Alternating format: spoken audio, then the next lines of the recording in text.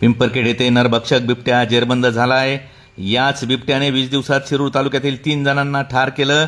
शिवन्या बोंबे या 5 वर्षाच्या बालिकेनंतर भागुबाई जाधव या 72 वर्षाच्या आजीवर, त्याच्यानंतर रोहन विलास बोंबे या 13 वर्षाच्या बालकावर बिबट्याने हल्ला केला.